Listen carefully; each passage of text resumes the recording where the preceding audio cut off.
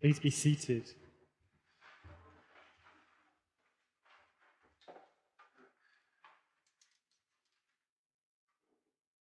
In the run-up to every Advent, which begins in a couple of weeks, we hear readings that focus on the tribulations that the first century Christians thought were coming.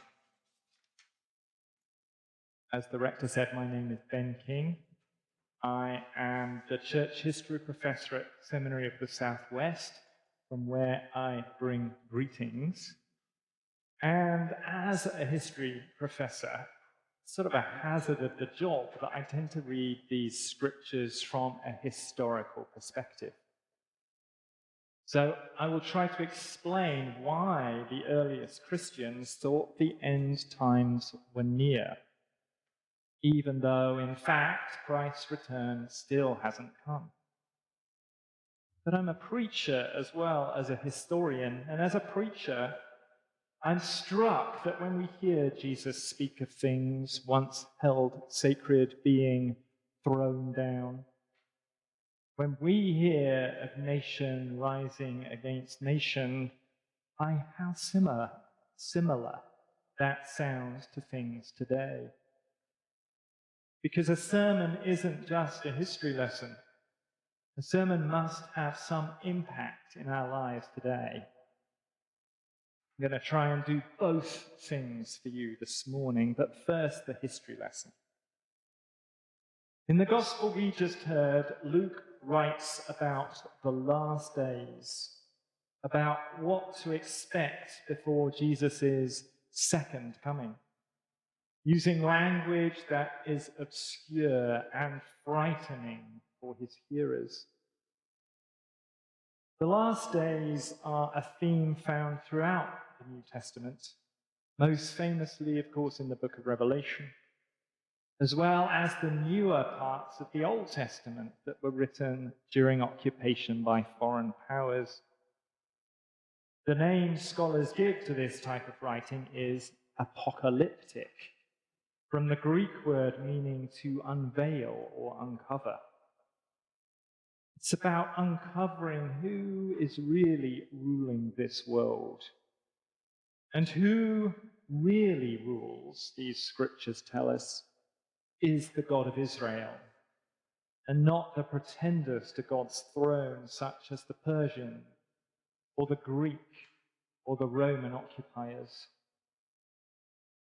In the period of Jewish history in which Jesus' ministry took place, expectations ran high that the end times were imminent, and that God would reveal the true world order any day now. Jesus held these expectations for God's rule too, and his disciples included in their own expectations that Jesus would return to unveil it. But a lot had to happen first, and most of it would be bad. In Luke's Gospel, which we just heard, Jesus said about the temple in Jerusalem, "The days will come when not one stone will be left upon another. All will be thrown down." The disciples asked him, "Teacher, when will this be? And what will be the sign that this is about to take place?" Jesus said, "When you hear of wars and insurrections, do not be terrified, for these things must take place first, but the end will not follow immediately." Here, Luke the evangelist was telling Christians in his own day, who expected the end to come, that recent wars and earthquakes and famines did not mean that the end was in fact nigh. That's why Luke's Jesus explicitly says the end will not follow immediately. Those early Christians were right to expect the end to come, but just not quite yet. Another characteristic of this sort of apocalyptic writing is the stark contrast between those who would be vindicated when God's world order was revealed and those who would not. So the apocalyptic sayings of Jesus often divide the righteous from the unrighteous, divide them from us. In Jesus' words, they will arrest you and persecute you. They will hand you over to synagogues and prisons, and you will be brought before kings and governors because of my name. Divisions will even take place within the families of the followers of Jesus.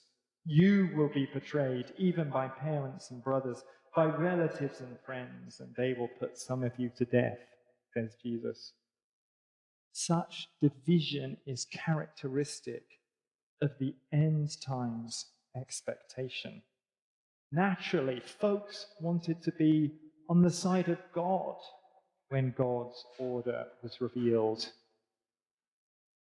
But a lot of harm has been done through the centuries by the sort of polarization that is baked into apocalyptic literature, dividing the world into those who God appears to love and those God appears to hate.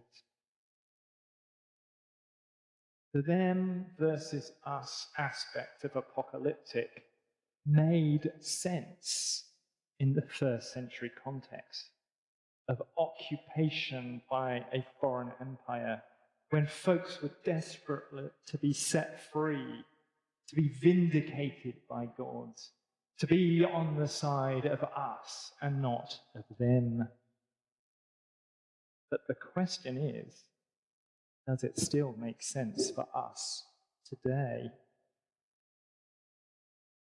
We live in a period of polarization, of folks dividing the world into them versus us, that seems unequaled in my lifetime. Though we are not facing imperial occupation, still we persist in separating the worlds into those God appears to love and those God appears to hate. Speaking for myself, I find this sort of division almost as terrifying as the end times Jesus predicts. The hatred of immigrants, the suspicion of minorities, the way folks on opposite sides of the political aisle think the other lot is stupid, crazy, evil. Somehow, in the face of these polarizing circumstances, we must listen to Jesus' counsel to the disciples not to be terrified, even though there's much to be terrified about. Somehow, in the face of polarization, we must remember Christ's injunction to love our neighbor and care for the stranger. At Seminary of the Southwest, and GA can testify to this, we teach our students to have non-polarizing conversations. We are keen that future priests and mental health counselors should be able to face up to conflict, not shy away from it. But we don't want them to make conflict worse by refusing to talk to people they don't agree with. Nor do we want the congregations our graduates serve to be places where only one sort of person or political opinion is welcome.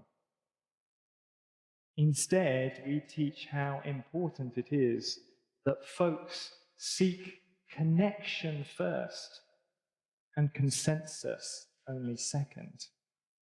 Let me say that again. Folks seek connection first and consensus only second. For we must learn to disagree without dividing. Parishes, like seminaries, are places that can practice non-polarizing conversation. Now, I suspect this parish has the occasional disagreement. If the parishes in the Bible had disagreements. I'm pretty confident you do too. In the second letter to the Thessalonians that we heard from today, people are even reporting to the writer that this group said that and the other group said this. This sort of division is baked in to first century discourse, but it needn't be baked into ours today. For above other members of society, Christians should be able to avoid polarization because of the common faith we share. Christians are commanded by God to love one another. Secular folks have no such reason to keep a difficult conversation going, no reason to remain in union. And Christians are called by God into this work of love, communion, and reconciliation. As post-resurrection followers of Christ, we are living in an in-between time, the moment between Christ's incarnation and his second coming. Faced with the troubling realities in the world around us and in our own lives, we are called to partner with God in the transforming work of redemption being wrought, not in some distant apocalyptic end times, but in the now and the not quite yet. Through the death and resurrection of Jesus Christ, the end of one world has come, and the new heavens and the new earth are being established. And as disciples of Christ, we're required to live like it.